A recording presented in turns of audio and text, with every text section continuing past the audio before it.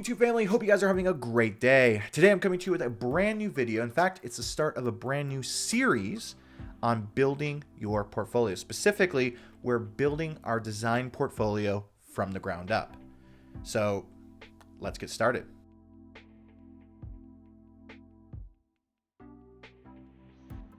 As creative professionals, it's very important to have a digital presence online, especially now more than ever.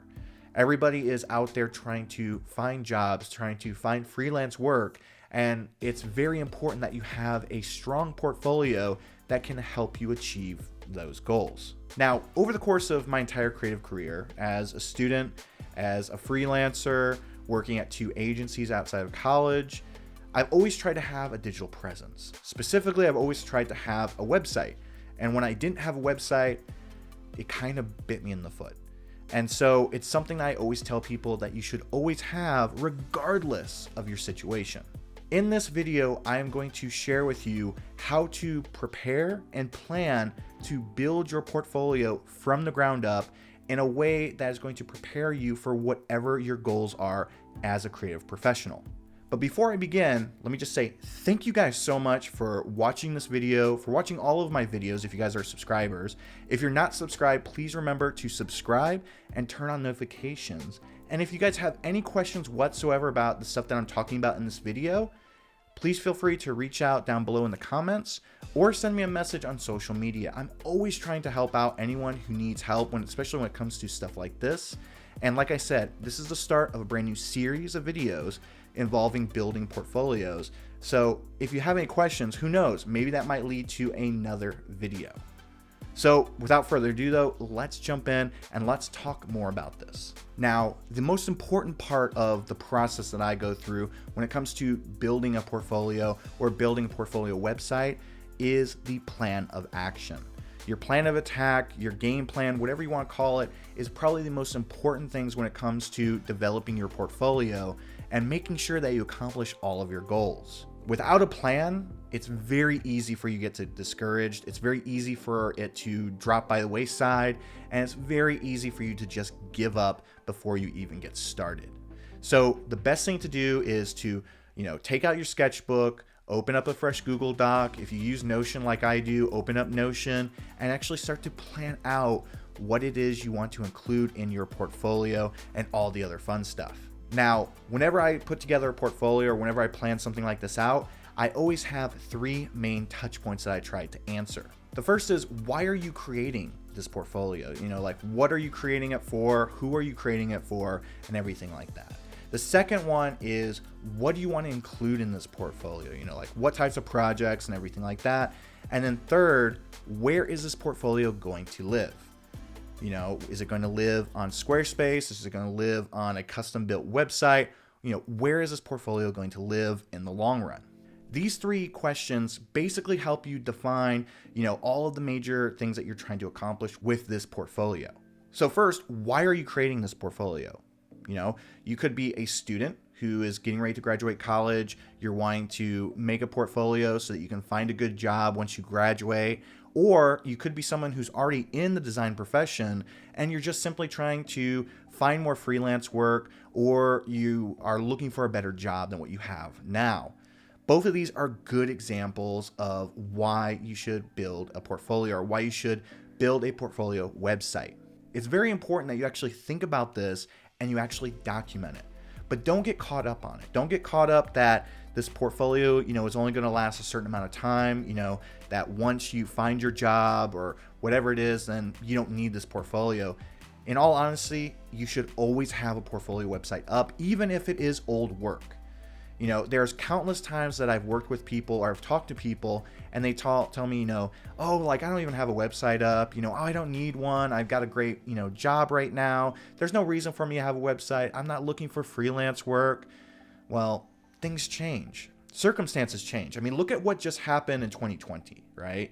We got hit with the pandemic. We got hit with economic uncertainty. A lot of people lost their jobs. And so it's very important that we always have some place up that we can say, hey, this is my work here. Go check it out. If you have any questions, let me know. And you have someplace you can do that. Don't just rely on Dribble or Behance or Instagram, because those aren't yours. At any point, Instagram could go down, Dribble can go down, things can really get wonky and everything. You could lose half of your followers tomorrow, and it can look very poorly when you show that to a potential employer or to a potential client. They're like, okay, wow, this person only has this many followers. I guess maybe their work's not that good. Show them a website, and you can actually showcase a lot more stuff that is just about you. Not about, a platform, not about an algorithm or anything like that. It's just about you. So let me reiterate. Always have a website. This is like the number one rule out of all of this, is always have a website up. In fact, I'm going to go on a little note here. There has been only one time where I did not have a website up. It was in between getting my first job out of college and losing that job out of college. I realized, I've got this great job. There's no reason for me to have a website. Get fired. Crap, I don't have a website. I need to now put, a website together. And that's kind of where this whole framework came about, was from that instance, and then when I got fired a second time after that job. So really always trying to have a website up, even if it's old work, because then you can just reuse that, you can update it, and then you don't have to go through and redesign a website all over again. Trust me, redesigning a website, it can be brutal. Second, what will you include in this portfolio? Number one, let me just go ahead and tell you this right now. Don't just include pretty pictures. Please, for the love of God, do not include pretty pictures and that's it in your portfolio, because people don't want to see just that. They don't want to just see, the finished product. They want to see, where you started from, where you were working in the middle to the finished product. That's what they want to see. So what I like to do is I like to tell people, include 3 to 5 case studies within your portfolio. And a case study is a well thought out project that shows from the sketches to the ideations to the finished product. Go through and actually explain your thought process, how you solved problems and everything like that. And trust me, that's what people want to see. That's what freelance clients want to see. And that's what possible employers want to see. So definitely make sure that you go through and showcase that. On top of that, it's always good to include, a handful of other things like dribble shots or Instagram shots within inside your portfolio somewhere. It could be actually a section that says dribble or Instagram, or you can include some sort of gallery or grid work at the bottom of your pages, just to showcase a few extra things that you think that, your clients or your possible employers might be interested in. You can also reuse artwork that you've used on blog posts or on the about pages and things like that. It's good to show a nice variety for sure. But just to reiterate, it's important to give them a little bit more. Showcase the way that you think. Showcase the way that you work through problems. Don't just showcase the finished product or your skill set when it comes to design. You also have to show them what you're thinking up here. That is something that a lot of employers, especially the ones worth their salt, are looking for. That's what the possible freelance clients who are worth their salt are looking for. They're looking at how you can solve problems more than just how the finished product looks. So keep that in mind. Now, the third thing is, how are you going to showcase your portfolio?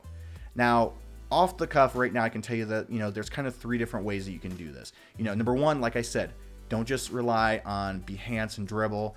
Actually have a website. Have a domain name that, is yours. Like I have rockyrook.com and bluecyclops.co. Those are the 2 domain names that I currently use for my business. Both of them linked together, but those are the ones I've used over the course of 10 years, I think. And so it's good to have a domain name, even if it's not just, your name. It could be yourname.design or yournamedesign.com or something like that, but have your own domain.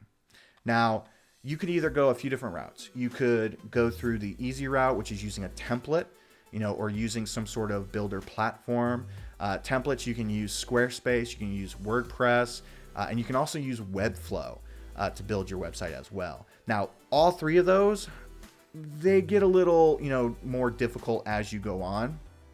I would actually suggest for anyone who is trying to get a website up quickly, who might not have any experience with, building a website or designing a website, definitely go for Squarespace. It's going to be the quickest and easiest way for you to build a website, and you won't be disappointed. Currently, I'm using Webflow for my current site, and I'm actually planning a new website to come out sometime in 2021. All of that's being done on Webflow.